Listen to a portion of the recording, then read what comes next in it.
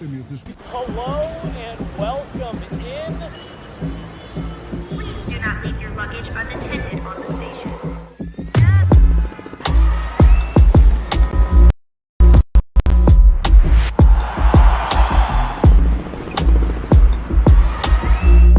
Welcome to the show. Hello, everybody. Happy Friday. Happy post-Halloween. We are here to talk a little bit of NFL for you. As you guys know, we have our off-field show that will run just after this one. We'll talk a little bit more in depth about the Broncos on the road taking on the Baltimore Ravens. Of course, the Ravens looking for a bounce-back spot after a pretty tough loss to the Browns. And the Broncos hopefully continuing to perform well on the road and continuing to build off of the improvements that they have made in this season so far. So a lot of exciting things to talk about as it pertains to all things Denver Broncos. But of course, want to talk a little bit about the NFL as a whole. There are three matchups I want to sit and talk with you guys about and maybe actually give you a bet or two because I do like some bets in these games. That being said, this is the time of the year, this is the time of the season where we really start to see these teams establish themselves as either competitors or as a serious franchise or as an unserious franchise. And unfortunately today, we will be spending a little bit of time talking about an unserious franchise. We're going to start with the Cowboys versus the Falcons. Listen, the Cowboys, for years and years and years, we have been painfully tortured by Cowboys fans in hearing that it is their year. This is the year, baby. The Cowboys are going to the Super Bowl. It's our year. Wow. If I hear that again, I might actually go insane because I think it's been like a decade now since we've seen the Cowboys do really anything impressive as it pertains to the Super Bowl. So yeah, I'm not really convinced that the Cowboys, it's not their year. We have seen that now as we've watched them compete. Something I find very interesting about this Cowboys team is they typically play down to their opponent. What I mean by that is we see them in games that they should win comfortably. I'm talking put 40 on their head with the offense that you've got. Against the Steelers, only 20 points. Absolutely demolished by the Lions, 47-9 this season. The Saints of all teams, 44-19 the Cowboys lost in that game. I have said this a million times before. When you put Dak Prescott up against a top 10 defense, he plays like a bottom 10 quarterback, period. I've said it. I'm going to say it again, just in case you didn't hear me the first time. When you put Dak Prescott up against a top 10 defense, he performs like a bottom 10 quarterback. That is just the facts, okay? So in some of these games that we're watching the Cowboys play, it may look like there's hope. To me, the Cowboys are still an unserious franchise. There's a lot of changes that this team has to make in order to compete. And they're taking on the Falcons this week. I'll be interested to see how this game goes because the Falcons, to me, are one of those very sneaky teams that I actually think could have a really great season. And we've already seen it so far with them. But I do think there is a lot of optimism if you're a Falcons fan in what they've been able to do this season. You've got Kirk Cousins over there getting some of that Atlanta swag. He already had a little bit of swag in Minnesota, but he's getting that Atlanta swag now, which we love to see. When we're looking at these two teams, when they go head to head against one another, we've got the Cowboys dominating in the last three, the Falcons in the two before that. So in the last five, dating all the way back to 2015, hello, that was almost 10 years ago. These teams have competed. The most recent game was back in 2021 where the Cowboys won by a very impressive 43-3. So this actually isn't a matchup that we get to see all that often in order to prepare for what we're going to see and or anticipate a close game, a competitive matchup. But what we are seeing with the Cowboys schedule is that against really great teams, they're struggling, obviously. Specifically, I'm looking at the Lions game, the 49ers game, the Ravens, they actually kept that game pretty close, but then they're getting blown out by a team like the Saints. It's very ebb and flow here with this Cowboys team. Now, Dallas in the last five, they're not so hot against the spread. I got to tell you, they're actually a very unimpressive 1-4 against the spread in their last 5 games. So when you're looking at this matchup and you're looking at where this line is right now, and I'm sure by the weekend we will see this line continue to move, the Falcons are a 3-point favorite at home. I hate the number 3 as it pertains to betting. It's a field goal. It'll likely end in a push. We've already seen the Cowboys have a 3-point field goal win over the Steelers, 20-17. 3 is not my favorite number. Now, if it were 2.5, I would absolutely take the Falcons in this spot. I do think that this is a great opportunity for the Cowboys to prove that they are. I'm sorry, I would take the Cowboys if it was 3.5 is what I meant to say. I do think that the Cowboys are an unserious franchise, but I think against an opponent like the Falcons, this is their opportunity to remind people who they are, the talent that they have. Again, we saw Trayvon Diggs coming out of the locker room, fully padded up in his uniform to talk to a reporter. These are the moments that make people feel like the Cowboys are extremely unserious. But this is their opportunity. This is their game, in my opinion, for them to remind people that they still have talent, that Dak Prescott can still be a good quarterback. So give me the Cowboys to cover in this one. And let me tell you something. If they fail me, I'm done. I will never speak on the Dallas Cowboys ever again if they do not cover this 3-point spread, okay? And honestly, because I hate that number 3, I'll probably also sprinkle on Cowboys money line, because at this point in time, Jerry Jones, you don't need this team covering spreads. You just need them to win games. You know what they say? Good teams win, great teams cover. You've got a good team. Just get the dub. Okay, so we'll sprinkle a little tiny bit on the Cowboys to win outright against the Falcons. Okay, let's move on to the next game. I've got another one I want to talk to you about, Bills versus Dolphins. Now, here's the deal. We know the Bills have had the Dolphins number for some time, and the Dolphins struggling this season. Tua went out. We lost him for a few weeks of play. He is back, but I just don't think Tua is enough to save this team. I think while Tua was out, the game passed this team by, and we know the Bills absolutely dominate when they take on this Dolphins team. It's not even close. In Tua's career, he really, really struggles against Josh Allen and the Bills, okay? In the last 5, the Bills have won. 31-10 in the most recent game that was actually played this season. This season it was played, September. Then we had 21-14 Bills win, 48-20 Bills win, 34-31 Bills win, 32-29 Bills win.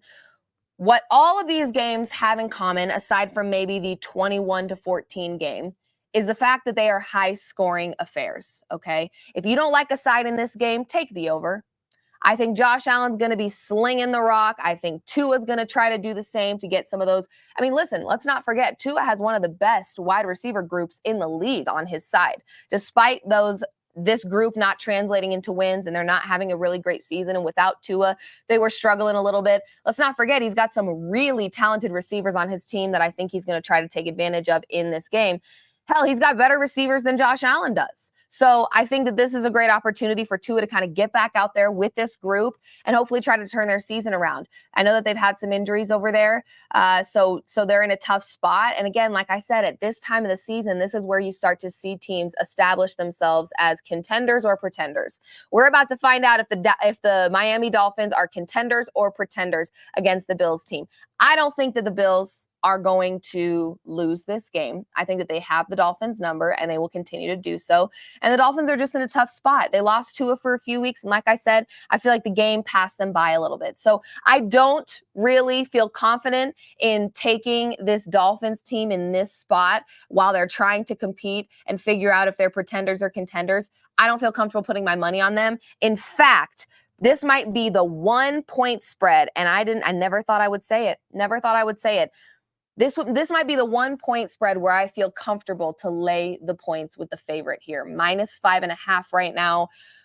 I just feel comfortable enough with this Bills team and what they're able to do, and the way that they've been able to go head-to-head against the Dolphins. I don't see that changing this year at all. The Dolphins are on the struggle bus right now, and even when they're not on the struggle bus, the Bills just seem to be that hump that the Dolphins cannot get over. So never thought I would say it, but I'm laying the points with the favorite at home, the Bills, -5.5. I think this is going to be a high-scoring affair, but ultimately the Bills by at least a touchdown in this one. And finally, another game I want to talk about, Lions versus Packers. Now, if you have been here with me before, you know I am a big, massive, gigantic Lions fan. Not because that is my team. I just really love watching this team play football. I've got two teams right now that are my favorite teams to watch in the NFL. One of which is the Commanders, and the other is the Detroit Lions. Now, if I would have said that statement 5 years ago, people would have laughed in my face. But we're entering a new era of football, folks, okay? The Detroit Lions are an exceptionally fun team to watch. So are the Green Bay Packers, okay? And there's that little tiny piece of me. I know the Jets ultimately, pretty great game last night. Pretty great catch by Garrett Wilson, okay? Ultimately, the Jets might be in a position to turn their season around, but there is that little piece of me that would love to see the Green Bay Packers without Aaron Rodgers just keep turning up, okay? So here's what we've got for this matchup. Both of these teams have had a great season so far, okay? The Lions, I would say, have a little bit more momentum at the moment just because, again, they're playing that very high offense, exciting football right now. So fun to watch. Okay.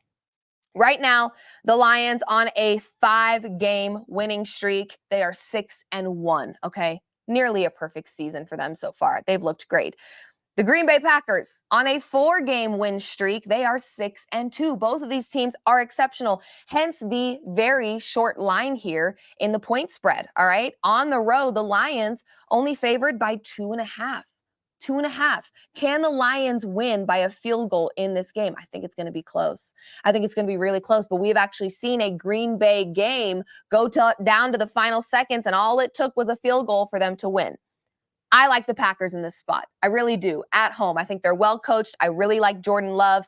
I think that as good as the Lions are, they are up against a team that I think is a good matchup for them. I think it's going to give them a little bit of trouble. I really like Green Bay in this spot to cover. Would probably also take them on the money line here because of it being such a short spread here, only 2.5 points. But I think this is going to be a really exciting one. Now, looking at these two going head to head, they played each other 3 times in 2023, okay? The Lions winning 2 of those games, the Packers winning 1. They've been pretty close games. The most recent one, 29-22, 34-20, 20-16, 15-9, 37-30. So in the last 5, dating all the way back to 2022, okay, Green Bay has only won 1 of those matchups. I know the Lions probably look the best they've ever looked, but I also feel very confident. We got to see Jordan Love last year in the playoffs prove that he's got a clutch gene. He is a clutch quarterback, okay? When he needs to be, he's there and he's doing what he needs to do. So I absolutely love that. We've got some comments. I'll let my producer decide what's going to go up on the screen here. Liv, you better pick the Lions. Jordan Love is injured. How do I not know this? Are we sure? Can you tell Liv Jordan Love has a groin injury? Oh, no. Okay, I did know that, but he hasn't been officially ruled out, right? I don't think he has, but that is very good to know. That is very good to know. Listen, I think I'm gonna back the dog here. I'm also just a very large fan of the dogs barking on a Sunday. It's true. It's true. That's how I feel. But thank you for that, Only Morale. Any other comments that my producer wants to have up on the screen? Also, happy spooky season. This is my coffee for the morning. Amazing. Okay, so that's what we've got for today. This says the Dolphins are beating the Bills, Liv, easily. Easily is a bold thing to say.